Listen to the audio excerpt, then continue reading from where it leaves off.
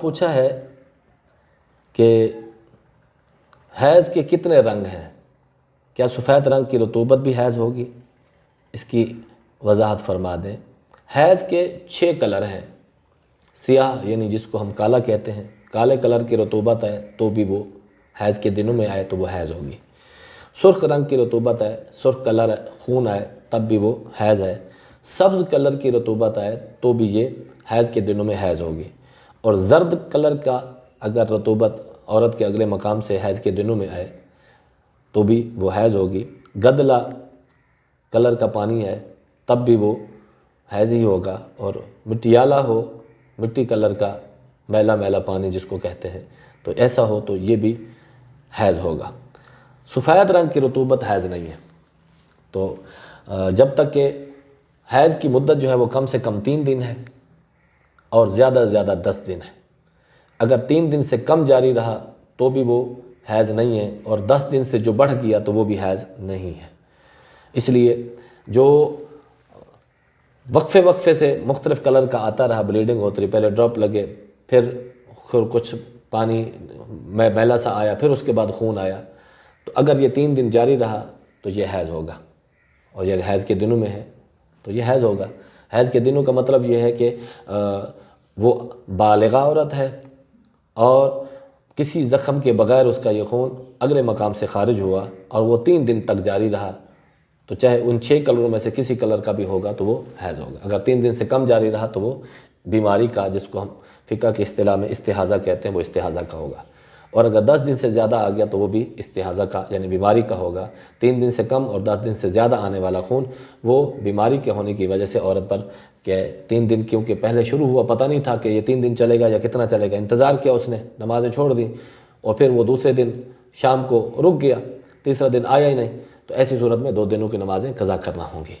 اسی طرح عورت کے اگر کوئی عادت کے دن مقرر نہیں ہے تو 10 دن تک اس کا حیض ہوگا، اور 10 دن سے اگر انتظار کر رہی ہے 10 دن پر ختم ہوگا، 10 دن پر ختم نہیں ہوا، 10 دن سے آگے گزر گیا تو 10 دن اس کے حیض کے، اور بقیہ وہ غسل کر کے نمازیں شروع کر دی، کہ چاہے اس کا میلا پن باقی ہو، چاہے وہ بلیڈنگ ہو رہی ہو، چاہے وہ کسی کلر کا بھی، ان 6 کلروں میں سے کسی کلر کا بھی آ رہا ہو، تو وہ استحاضہ کا ہوگا، مینسز کا یا حیض کا نہیں ہوگا۔ اگر کسی عورت کی عادت 7 دن کی ہے، اب اس کو 8 دن آیا ہے تو اس کی عادت بدل گئی، کہ پہلے کسی 5 دن تھی اب 7 دن آیا ہے تو عادت بدل گئی۔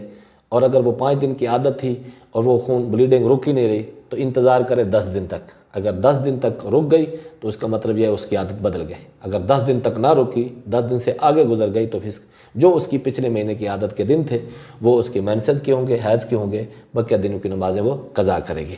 اس کے ساتھ ہی ایک اور سوال کسی بھائی نے پوچھوایا ہے، وہ یہ پوچھا ہے کہ اگر کسی عورت کو 50 دن کے بعد حیض آئے، پہلے 10 دن سفید رطوبت آتی ہے اور 10 دن کے بعد پھر میلے کا رکھا مٹیالے کلر کا کوئی پانی آتا ہے، اور 20 دن اس طرح گزر گئے، اور پھر اس کے بعد خون جاری ہوتا ہے، تو وہ جس کی یہ 50 دن کے بعد جس کو یہ عارضہ لاحق ہوتا ہے تو اس کی حیض کی مدت کتنی شمار ہوگی اور بیماری کا کتنا شمار ہوگا؟ تو ایسی عورت جس کو پہلے 10 دن سفید رطوبت آتی ہے تو وہ تو حیض نہیں ہے، اس کی بات پہلے میں وضاحت کر چکا ہوں۔ اور اس کے بعد میلا پن آ جاتا ہے مٹیالے کلر کا، تو وہ حیض کا کلر ہے، اس لیے مسلسل جاری رہتا ہے، 10 دن تک رہتا ہے، اور اس کے بعد پھر خون جاری ہو جاتا ہے 10 دن، تو پھر یہ پہلے 10 دن جو ہیں سفید رطوبت کے بعد وہ اس کے حیض کے ہوں گے، بقیہ اس کے استحاضہ کے ہوں گے۔ لہٰذا 10 دن اگر کوئی اس کی اور کوئی عادت نہیں ہے یا عادت تھی اس کو بھول گئی ہے تو پھر 10 دن حیض کے ہوں گے، اور بقیہ اس کے استحاضہ بیماری کا خون ہوگا۔ وہ غسل کرنے کے بعد اپنی نمازوں کی ادائیگی کا اہتمام کرے، اور رمضان شریف ہو تو اس کے روزوں کی ادائیگی کا بھی اہتمام اس پر کرنا ضروری ہوگا۔ اس کی عادت کے دن 10 دن شمار ہوں گے، اور اگر اس کی عادت پہلے سے کوئی طے شدہ ہے 5 دن 7 دن 8 دن تو وہی عادت کے دن اس کا حیض ہوگا، بقیہ دن اس کا استحاضہ کا ہوگا۔ وہ غسل کرنے کے بعد نمازیں وغیرہ شروع کر سکتی ہے۔ واللہ تعالی عالم بالصواب۔